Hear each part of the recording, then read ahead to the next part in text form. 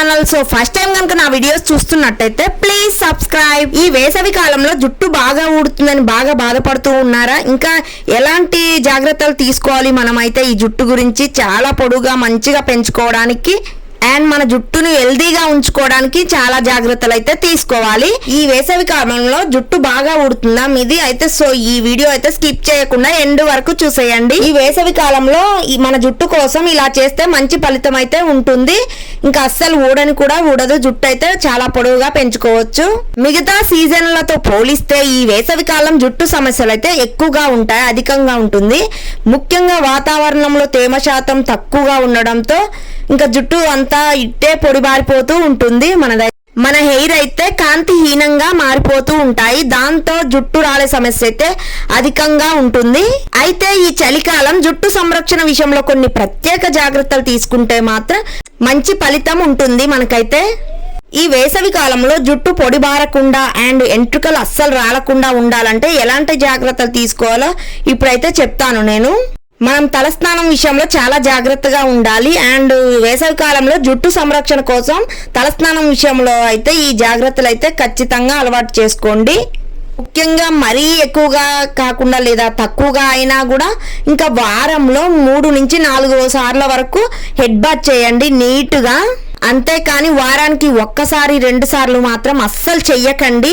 అలా చేయడం వల్ల అయితే జుట్టు అయితే ఎక్కువగా హెయిర్ ఫాల్ అవుతుంది. డస్ట్ పొల్యూషన్ ఎక్కువగా ఉండి మన హెయిర్ లో ఉండి మన హెయిర్ ఫాల్ అయితే సమస్య అయితే ఎక్కువగా అవుతూ ఉంటుంది. సో చాలా జాగ్రత్తగా ఉండాలి మనం.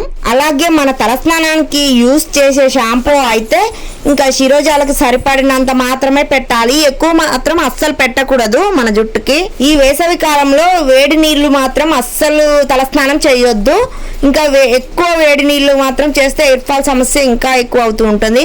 గోరువెచ్చని నీళ్లతో మాత్రం తలస్నానం చేయాలి, కొద్దిగా చల్లగా ఉన్నా పర్లేదు. ఈ తలస్నానానికి బాగా వేడిగా ఉన్న నీళ్ళని అయితే అస్సలు ఉపయోగించకూడదు. ఎందుకంటే అతి వేడిగా ఉన్న వాటర్ యూజ్ చేస్తే చర్మం శిరోజాలలో అయితే సహజ నూనెలు శాతం ఎక్కువగా తగ్గిపోతూ ఉంటుంది.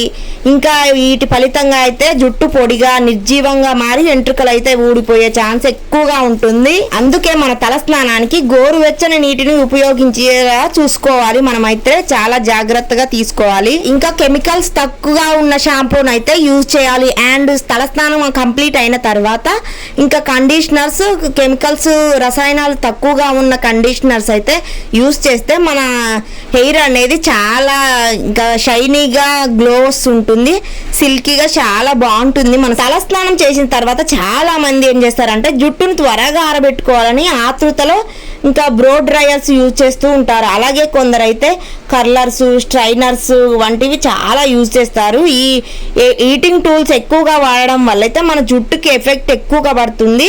ఇంకా చాలా వరకు కట్ అయ్యి తెగిపోతూ ఉంటుంది మన జుట్టు అనేది. కానీ ఈ వేసవి కాలం ఇలాంటి వాటిని దూరంగా ఉంచాలి, చాలా వరకు హెల్దీగా ఉంటుంది మన హెయిర్ అయితే. ఇంకా బాగా హెయిర్ ఫాల్ సమస్య అయితే ఎక్కువగా వస్తుంది ఇవి వాడడం వల్ల.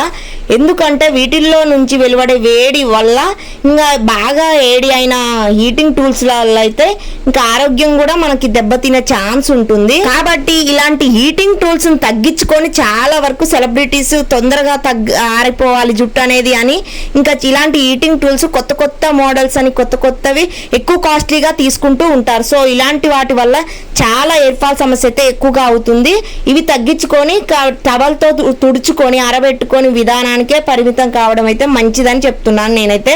చాలా వరకు ఈ వేసవి కాలంలో ఎంత తరచుగా ఆయిల్ పెడితే అంత మంచిది. ఇంకా ఎందుకంటే ఇది జుట్టులోని తేమ శాతం ఎక్కువగా టైం నిలిచి ఉండడానికైతే బాగా యూజ్ అవుతుంది.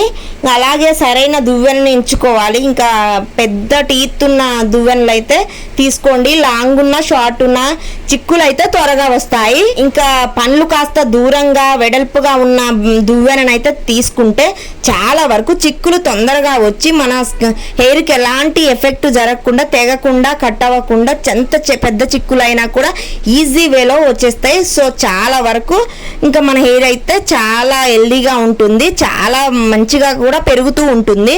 ఎంత పొడవాటి కురులు ఉంటే అంత అందంగా భావిస్తారు ఇప్పుడు చాలా మంది మహిళలు అయితే. అందుకే తమ అందం, ఆత్మవిశ్వాసానికి ప్రతీకగా నిలిచే కేశాలను అయితే కాపాడుకునేందుకు ఎన్నో ప్రయత్నాలు చేస్తూ ఉంటారు. ఇంకా ఇలాంటి చిట్కాలు కూడా కొన్ని పాటించండి. అయినా కూడా కొంచెం మంది నేటి ఉరుకుల పరుగుల జీవితానికైతే తోడు పోషకాహార లోపం ఉంటుంది, పని ఒత్తిడి ఎక్కువ అవ్వచ్చు, స్ట్రెస్ ఫీలింగ్, వాతావరణ కాలుష్యం, పొల్యూషన్ వల్ల కూడా ఇంక ఇలాంటి కొన్ని సమస్యల వల్ల కూడా పొడుగు కురులు కాస్త వాలు జడ కనిపించడం తగ్గుతూ వస్తుంది చాలా మందికి. అయితే ఈ పాతకాలం పద్ధతులు కూడా కొన్ని పాటించాలి. మనం హెయిర్ కేర్ అయితే ఇప్పుడు చాలా అవసరం మనకైతే. జుట్టును కాపాడుకోవడం కూడా, అమ్మాయిలు అందంగా కనిపించడంలో ముఖం పాత్ర ఎంత ఉంటుందో కూడా ఇంకా జుట్టు పాత్ర కూడా అలానే ఎక్కువగా ఉంటుందండి. ఎందుకంటే జుట్టు పొడవుగా ఆరోగ్యంగా ఉంటే మనం కూడా అందంగా కనిపిస్తాం చాలా వరకు. ఇంకా అయితే ప్రస్తుతం చాలా మంది జుట్టు రాలే సమస్యతో చాలా వరకు బాధపడుతూ ఉన్నారు. ఇలా పట్టుకుంటే అలా విపరీతంగా రాలిపోతూ ఉంటుంది. కేవలం యువత, వయసు పైబడిన వారిలో కనిపించే ఈ చిన్న పిల్లల్లో కూడా చాలా ఎక్కువగా ఉంటుంది ఈ సమస్య అయితే. ఇంకా వీటిని కాపాడుకోవడానికి, మన జుట్టుని హెల్దీగా, న్యాచురల్గా, మంచిగా కాపాడుకోవడానికి నేను చెప్పే కొన్ని టిప్స్ అయితే మంచిగా పాటించండి. మన జుట్టు తత్వం ఎలా ఉన్నా సరే తలస్నానం చేసే విషయంలో అందరూ ఒకే పద్ధతిలో అనుసరిస్తూ ఉంటారు. ఈ క్రమంలో 1, 2, 3 రోజులకు ఒకసారి తలస్నానం చేస్తుంటారు. మరికొందరు వారానికి ఒకసారి మాత్రమే జుట్టుకి తలస్నానం చేస్తూ ఉంటారు.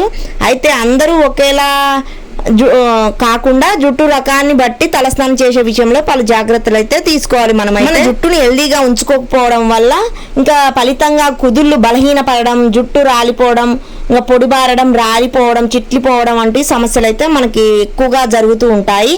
ఈ నేపథ్యంలోనే జుట్టు రకాన్ని బట్టి తలస్నానం విషయంలో ఎలాంటి జాగ్రత్తలు తీసుకోవాలో ఇంకా మనం చాలా హెల్దీగా హెయిర్ ఉంచుకోవాలి. వీటితో పాటుగా మనం మంచి పోషకాహారం తీసుకోవాలి. అండ్ ఎలాంటి పొల్యూషన్ ఉండకుండా నీట్గా హెయిర్ని అయితే హెడ్ బాత్ చేస్తూ ఒక 5 or 4 టైమ్స్ అయితే హెడ్ బాత్ చేయాలి వారంలో. ఇంకా నీట్గా ఉంచుకుంటూ హెయిర్ కేర్ తీసుకోవాలి. చాలా జాగ్రత్త పడడం అయితే ఇంపార్టెంట్.